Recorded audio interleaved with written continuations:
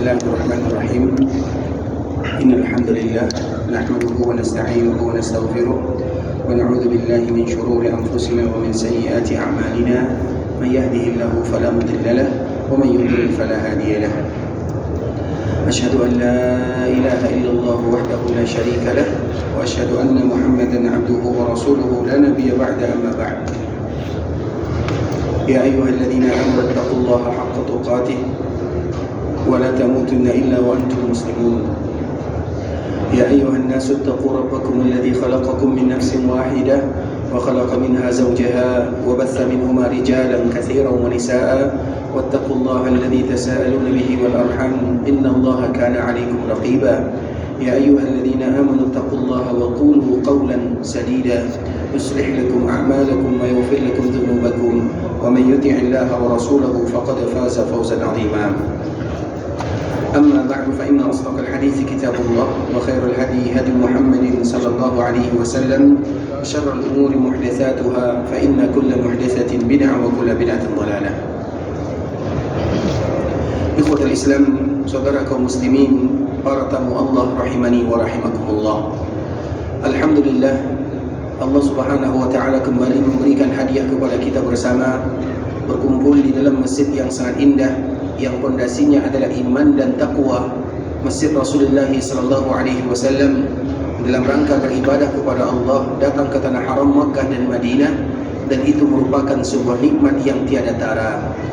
Allah Subhanahu wa taala memberikan kepada mereka kabar gembira di dunia sebelum Allah Subhanahu wa taala berikan kepada mereka surga di akhirat sana. Bagi mereka yang mau melaksanakan ibadah kepada Allah atau beribadah kepada Allah, terutama dikala mereka berada di Mekah dan di Madinah, karena dua tempat ini merupakan tempat yang berbeda dari tempat-tempat yang lainnya. Di dalam sebuah hadis yang disebutkan oleh Rasulullah sallallahu alaihi wasallam, al-hujjaj wal ummar wafdullah da'ahum fa'ajabu sa'aluhu fa'atahum. Sesungguhnya para jemaah haji, para jemaah umrah, mereka itu adalah tamunya Allah. Allah memanggil mereka untuk datang ke Mekah, ke Madinah, maka mereka menjawab seruan Allah dengan mengucapkan labbaik Allahumma labbaik.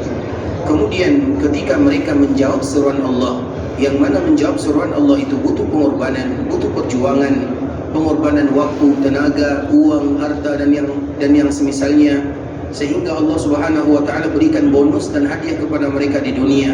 Sa'aluhu fa'atahum. Kemudian mereka mengangkat kedua tangannya bermohon kepada Allah, maka setiap dari permohonan yang mereka panjatkan kepada Allah, Allah Subhanahu wa taala akan kabulkan doa dan permintaannya.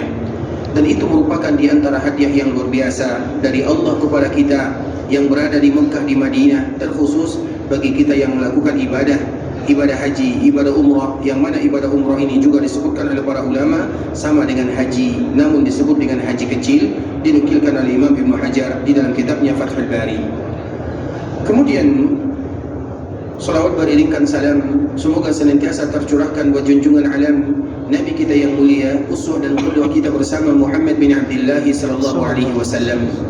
Rasulullah sallallahu alaihi wasallam sesuai dengan namanya, orang yang dipuji oleh Allah Subhanahu wa taala. Allah memuji Nabi dengan mengangkat nama Nabi itu sendiri. Bagaimana cara Allah Subhanahu wa taala mengangkat nama Nabi sallallahu alaihi wasallam? Tidaklah nama Allah disebutkan kecuali ada nama Nabi kita yang mulia di sana. Terutama di dalam kalimat syahadat yang selalu kita bahas, yaitu kalimat tauhid, kalimat syahadat. Kita selalu mengucapkan asyhadu an la ilaha illallah wa asyhadu anna Muhammadar Rasulullah. Di mana ada kalimat syahadat untuk Allah, di situ pula ada syahadat untuk Rasulullah sallallahu alaihi wasallam. Dua kalimat yang tidak terpisahkan. Dan itu adalah di antara bentuk Allah mengangkat nama Nabi sallallahu alaihi wasallam. Di mana ada kalimat Allah dibacakan, di situ juga ada kalimat Muhammad bin Abdullah sallallahu alaihi wasallam. Dan itulah di antara makna firman Allah Subhanahu wa taala, wa rafa'na laka dzikrak, dan kami akan angkat namamu. Penyebutan kalimat nama Muhammad sallallahu alaihi wasallam akan diangkat oleh Allah Subhanahu wa taala. Dan di antara bentuk Allah mengangkatnya, Allah menggandengkan kalimat syahadat. Setiap kali kita mengucapkan kalimat la ilaha illallah, maka di sana ada kalimat Muhammadur Rasulullah. Dan itu juga di antara bahasa atau ayat Allah yang selalu kita bacakan di awal muqaddimah. Muqaddimah yang selalu kita bacakan adalah muqaddimah yang dibacakan oleh Nabi sallallahu alaihi wasallam.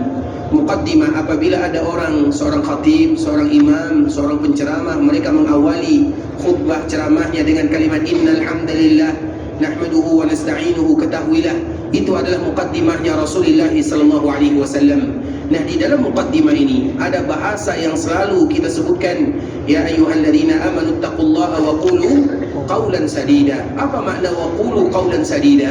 Di antara salah satu tafsiran para ulama yaitu kalimat syahadat, yang ada syahadat kepada Allah dan syahadat kepada Rasulullah. Katakanlah qaulan sadida, qaul perkataan sadida yang kuat, yang tepat, dan tidak ada perkataan yang paling tepat kecuali syahadat kepada Allah dan syahadat kepada Rasulullah sallallahu alaihi wasallam. Dan itulah makna Allah mengangkat nama Nabi kita yang mulia, sebagaimana yang disebutkan di dalam ayatnya wa rafa'na laka dzikrak, dan kami akan angkat namamu. Kalimat-kalimat Nabi sallallahu alaihi wasallam akan diangkat oleh Allah Subhanahu wa taala, dan itu merupakan di antara bukti bagaimana Allah memuliakan Nabi. Di antara salah satunya berselawat kepada Nabi, dan itu pula lah arti daripada Allah berselawat kepada Nabi. Karena ketika Allah berselawat kepada Nabi, berbeda maknanya dikala Allah berselawat kepada hambanya. Kalimatnya sama-sama berselawat, tetapi makna daripada selawat tersebut tentunya berbeda. Tidak mungkin sama Allah berselawat kepada Nabi dengan Allah berselawat kepada hamba yang lainnya, walaupun sama-sama selawat tapi hakikatnya berbeda. Dan di antara makna berselawat kepada Nabi yang Allah sebutkan innallah, diawali dengan kalimat takkid, sesungguhnya, maknanya sesuatu yang pasti Allah berselawat kepada nabinya. Nah, apa makna Allah berselawat kepada nabinya?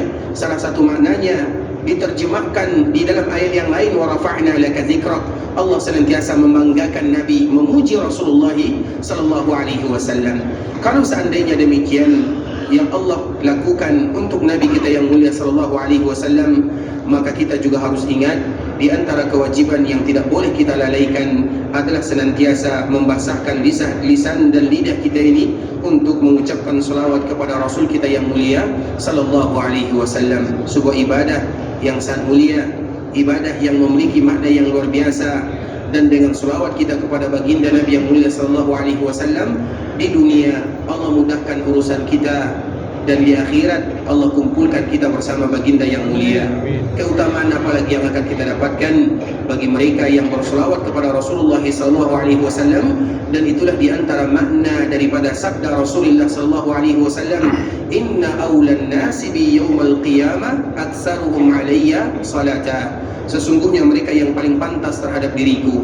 Apa makna paling pantas? Paling dekat dengan Nabi, paling mudah mendapatkan syafaat dari Nabi sallallahu alaihi wasallam. Bisa jadi Allah kumpulkan dia di dalam surga bersama Nabi sallallahu alaihi wasallam. Itu makna aulan nasi bi yaumil qiyamah. Mereka yang paling pantas terhadap Nabi sallallahu alaihi wasallam adalah mereka yang paling banyak mengucapkan selawat kepada Rasulullah sallallahu alaihi wasallam. Sehingga seorang hamba, seorang umat tidak akan pernah mengharamkan dirinya untuk bisa mendekati Rasulullah sallallahu alaihi wasallam. Bahkan cita-cita kita bersama bagaimana kita bisa berkumpul dengan Rasul kita yang mulia di dalam surga untuk selama-lamanya. Allahumma salli ala Muhammad wa ala ali Muhammad kama sallaita ala Ibrahim wa ala ali Ibrahim innaka Hamidum Majid. Allahumma barik ala Muhammad wa ala ali Muhammad kama barakta ala Ibrahim wa ala ali Ibrahim innaka Hamidum Majid. Ikhwatul Islam, saudara kaum muslimin, para tetamu Allah rahimani wa rahimakumullah. Pada pembahasan yang sebelumnya kita telah menjelaskan bagaimana kemuliaan yang Allah Subhanahu wa taala berikan kepada sahabat Abu Bakar As-Siddiq radhiyallahu taala anhu.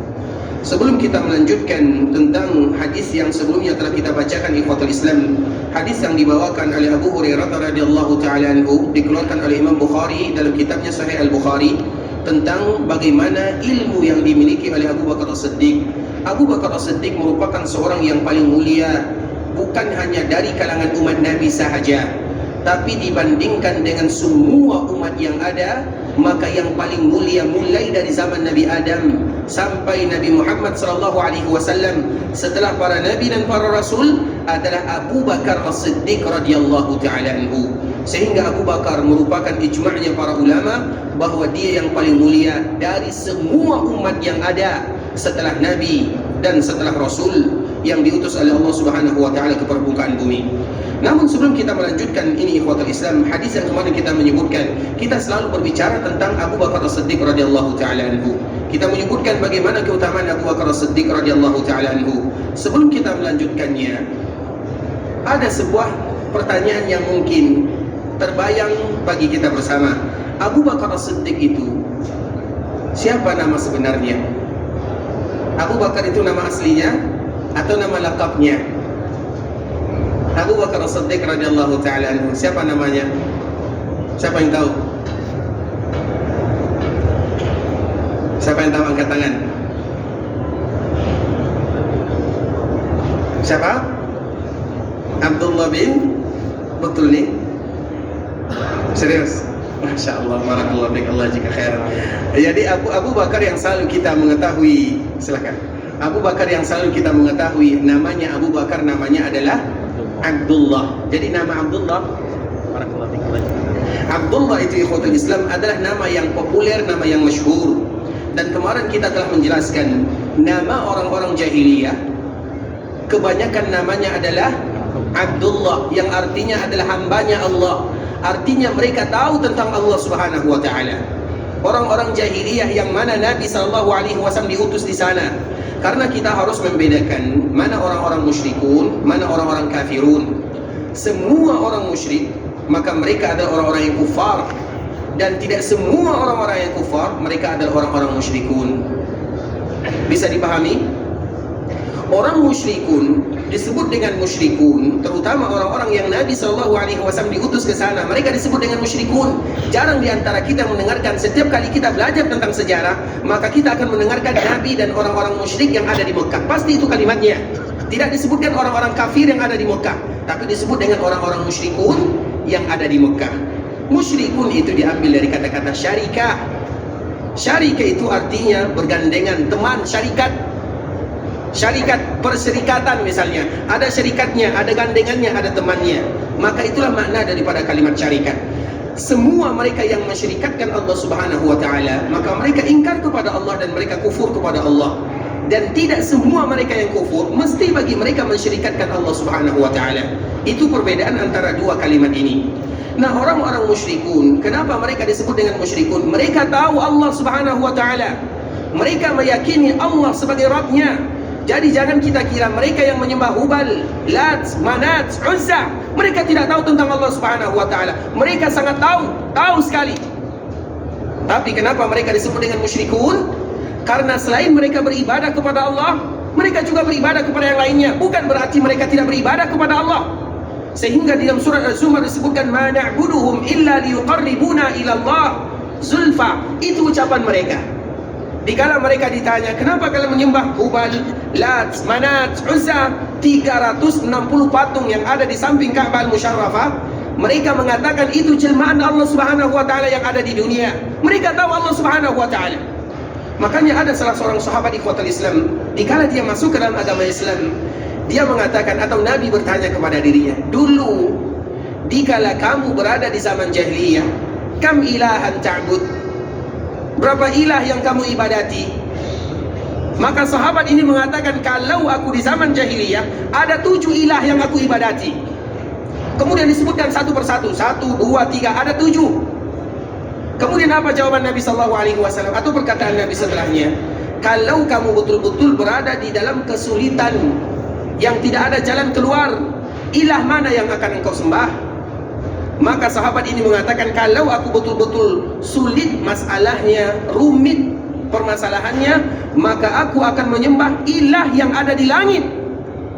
Artinya ikhwatul Islam, 7 sesembahannya, 1 di langit, 6 di bumi. Semuanya dia sembah, semuanya. Tapi dikala dia ada masalah yang betul-betul akan merumitkan kehidupannya, dia mengatakan yang 6 ini akan aku tinggalkan dan aku akan menyembah kepada ilah yang ada di langit. Artinya apa ikhwatul Islam? Artinya mereka beribadah kepada Allah, tapi mereka juga beribadah kepada selain Allah. Maka karena itulah mereka disebut dengan orang-orang musyrikun. Jarang kita mendengarkan istilah kafirun Makkah, enggak, tapi musyrikun Makkah. Karena mereka beribadah kepada Allah dan mereka juga beribadah kepada selain Allah. Makanya banyak akan kita jumpai nama mereka itu adalah Abdullah. Kemarin kita menjelaskan nama sahabat Nabi, yang tentunya sahabat Nabi ini sebelum Nabi menjadi Nabi dan menjadi Rasul, rata-rata mereka berada di dalam keadaan kemusyrikan semuanya. Dan nama mereka itu banyak sekali. Abdullah, kurang lebih 300 sahabat Nabi namanya Abdullah, hambanya Allah. Padahal Nabi belum diutus menjadi Nabi dan menjadi Rasul. Dari mana mereka kenal Abdullah? Kalau misalnya mereka tidak kenal Allah, tidak mungkin mereka menamakan Abdullah. Mereka akan menamakan dengan nama yang lain. Artinya mereka kenal Allah subhanahu wa ta'ala. Nah, itulah kalimat la ilaha illallah, kalimat tauhid. Orang-orang musyrikun yang Nabi SAW diutus ikhwatul Islam, mereka kenal Allah. Dan setiap kali ada masalah, mereka akan mengadukan masalah tersebut kepada Allah subhanahu wa ta'ala. Makanya Allah subhanahu wa ta'ala senantiasa menyebutkan di dalam Al-Quran, kalau kita melihat ayat-ayat Allah, wala in sa'altahum man khalaqas samawati wal ard la yaqulunna Allah. Kalau seandainya kalian bertanya kepada orang-orang musyrikun, ayat ini ada kepada mereka. Kalau kalian bertanya siapa yang menciptakan langit, siapa yang menciptakan bumi, semua mereka akan mengatakan Allah yang menciptakannya, semuanya. Wala in sa'altahum man khalaqas samawati wal ard la yaqulunna Allah. Mereka akan menyebutkan Allah yang menciptakan langit dan bumi. Tapi dikala mereka mengenal Allah, mereka menamakan diri mereka adalah Abdullah, apakah mereka langsung menjadi muslim dengannya? Apakah mereka secara otomatis menjadi muslim? Nah, apa jawabannya? Tidak. Orang-orang musyrikun, apakah mereka menjadi seorang muslim? Abu Bakar As-Siddiq radhiyallahu ta'ala anhu, kapan dia baru menjadi seorang muslim? Namanya Abdullah. Tadi dijawab oleh saudara kita, namanya Abdullah. Abdullah ini artinya Abu Bakar As-Siddiq, kapan dia menjadi seorang muslim? Nah, kapan? Kapan? Ketika Nabi SAW berdakwah. Bukankah yang pertama kali beriman kepada Nabi SAW adalah Abu Bakar As-Siddiq radhiyallahu ta'ala anhu. Artinya sebelum Nabi berdakwah, maka Abu Bakar ini juga berada di dalam agama sebelumnya. Bisa dipahami sampai di sini? Oleh karenanya ikhwatul Islam, di dalam hadis ini tentang sejarah Abu Bakar As-Siddiq radhiyallahu ta'ala anhu, dikala dia dikritik oleh Umar bin Khattab radhiyallahu ta'ala anhu, kaifa tuqatilun nas wa qad qala an-nabiy sallallahu alaihi wasallam umirtu an uqatila an-nas hatta yaqulu la ilaha illallah. Apa jawaban Abu Bakar As-Siddiq radhiyallahu ta'ala anhu? Faqal wallahi la uqatilanna man farraqa baina as-salati waz-zakah fa inna az-zakata haqqul mal. Karena memang di antara salah satu yang dianjurkan atau yang dikerjakan oleh sahabat Abu Bakar As-Siddiq radhiyallahu ta'ala anhu adalah memerangi orang-orang yang tidak bayar zakat walaupun mereka mengucapkan kalimat la ilaha illallah. Artinya tidak semua mereka yang mengucapkan la ilaha illallah lantas mereka langsung masuk ke dalam agama Islam, kecuali dengan syarat dan rukun yang telah kita jelaskan sebelumnya. Siapa yang masih ingat syarat la ilaha illallah? Kemarin sudah ada salah satu teman kita yang menjawabnya, syarat la ilaha illallah. Siapa yang masih ingat syarat la ilaha illallah? Angkat tangan ya. Taib, ilmun, yaqinun, ikhlasun, sidqun, mahabbatun, inqiyadun, al-qabul. Itu merupakan syaratnya la ilaha illallah yang selalu kita ulang. Ilmu, kita harus yakin, fa'lam annahu la ilaha illallah. Yakin, kita harus yakin, innamal mu'minuna alladhina amanu billahi wa rasulih thumma lam yartabu, mereka tidak ragu di dalamnya. Ikhlas, qulillaha a'budu mukhlisa lahuddin. Begitu juga sidqun, mereka harus jujur. Afa hasibtum annama khalaqnakum abathan wa annakum ilayna la turja'un.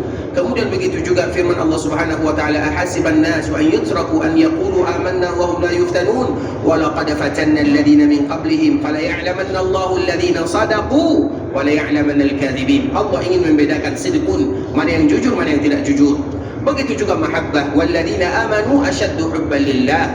Begitu juga dengan qabul, wa may yuslim wajahahu, mereka yang menyerahkan wajahnya, dirinya.